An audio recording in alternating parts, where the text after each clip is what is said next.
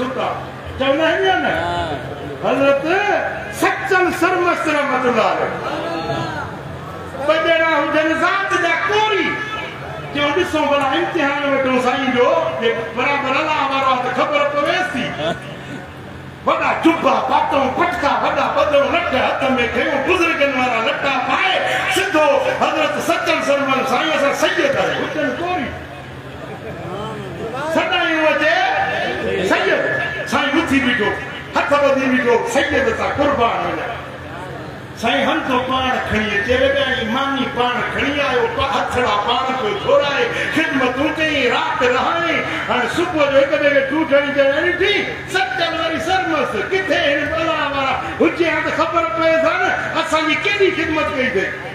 ख़ैर जेमहिल सुबुह थियो साईं असांखे मोकल ॾियो वेंदासीं चयो नाश्तो त कयो ईअं बिना नाश्ते जे कीअं छॾींदोसीं नाश्तो खणी आयो हे पाण में वेठा ॻाल्हियूं कनि चएसि साईं आयो नाश्तो कराई से हाणे मोकिलिया चइबो मां शाइरी कंदो आहियां मुंहिंजो गज़ल ठाहियो त ॿुधंदा ॿुधायो जे कोरी आयो कोरी साथ जी कई अथव चोरी कोरी आयो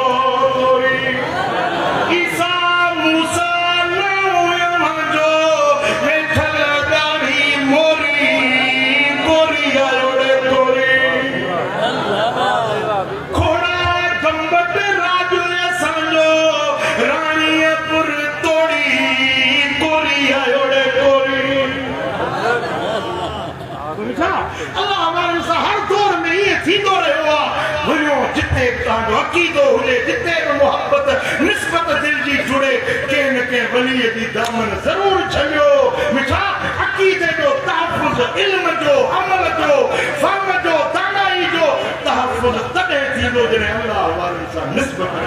सुभान अल्लाह ऐं मदीने वारे मीर जो इल्म وَعَلَّمَكَ مَا لَمْ تَكُنْ تَعْلَمُ महबूब जेको तूं न ॼाणंदे तोखे उहो इल्म रब पढ़ाए वकान फज़लुल्लाह अलैका जो ख़ैर कुन्नातन शाह में सुनो सैयद मोहम्मद छुटल शाह सुनो सैयद ताज मोहम्मद शाह सुनो सैयद अहमद शाह ए उन्हें फैज़ मोहम्मदी उन्हें इल्म जो रंग जेको तोखे नज़र अचे सुभान अल्लाह इंशाअल्लाह इहो सिलसिलो क़यामत ताईं जारी रहंदो असांजो हक़ आहे त इन्हनि मदरसनि जी ख़िदमत कयूं